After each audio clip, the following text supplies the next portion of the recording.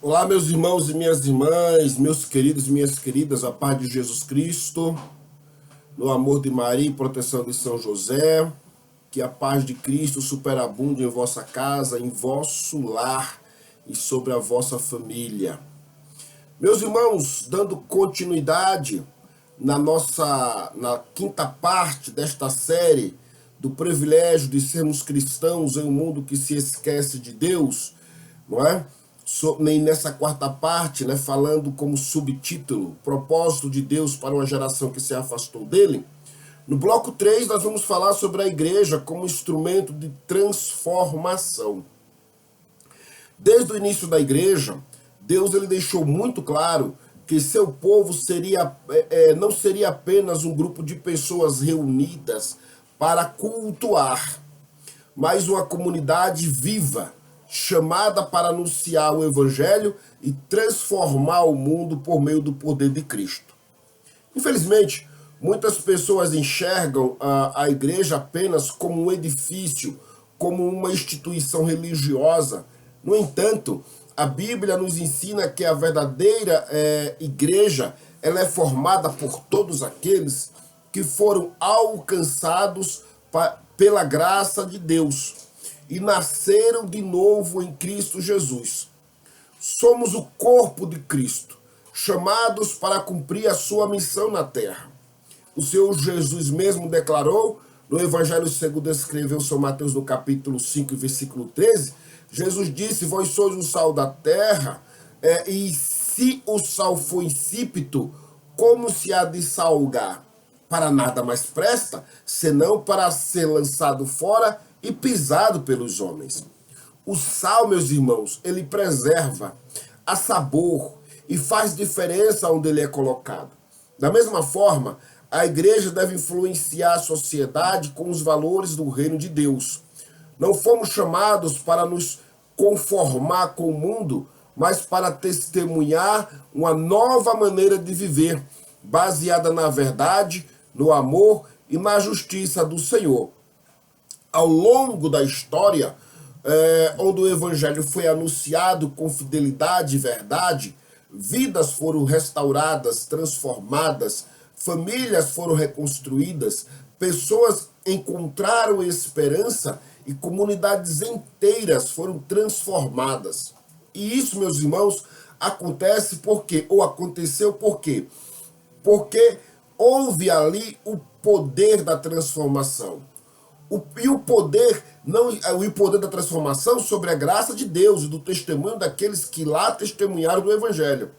Né? E não estava na condição unicamente ou na capacidade humana, mas na ação direta, não é, do Espírito Santo por meio da palavra de Deus, usando as pessoas que lá se propuseram estar.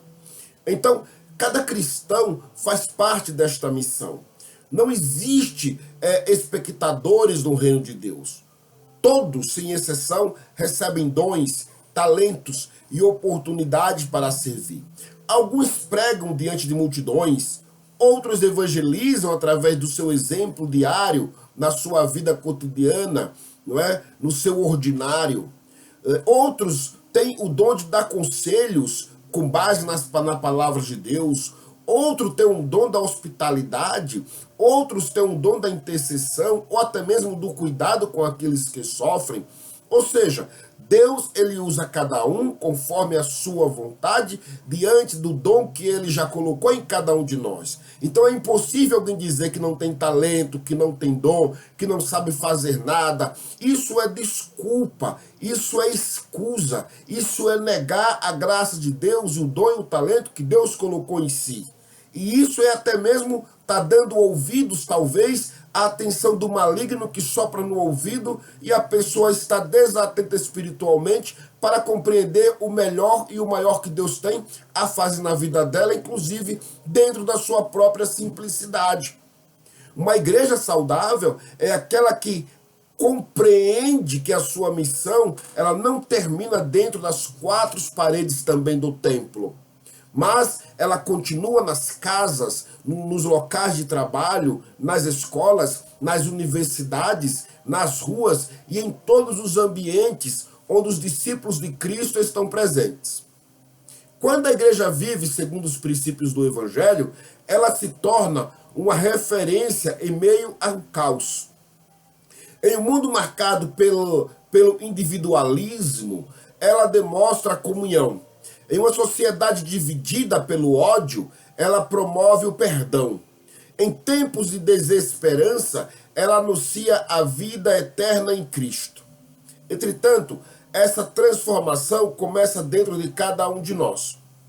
Antes de desejarmos mudar o mundo, precisamos permitir que Deus continue transformando no nosso próprio coração.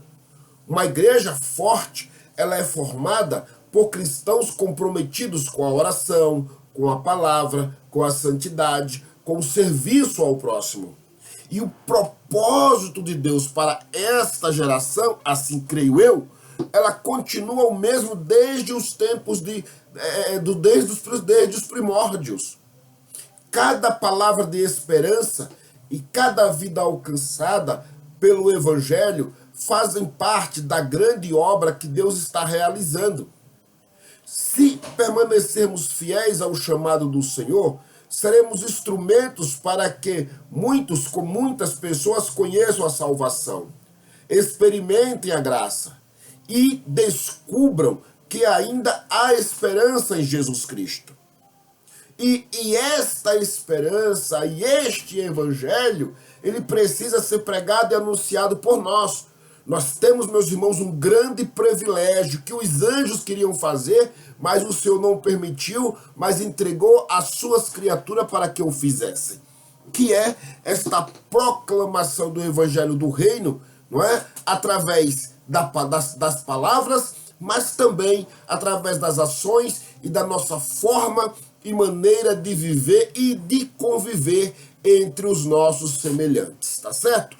Pensemos sobre isso, façamos uma reflexão. Aqui este é o objetivo desta série, que todos nós venhamos pensar, refletir, analisar, meditar, e desta forma eu espero profundamente que o Espírito Santo possa envolver a todos e que todos que estão assistindo esta série, desses vídeos, possam se permitir deixar, né, serem instrumentos de Deus, porque eu creio que, como está na palavra, o Senhor está batendo, Ele está batendo a porta, mas vai de cada um de nós abrirmos ou não.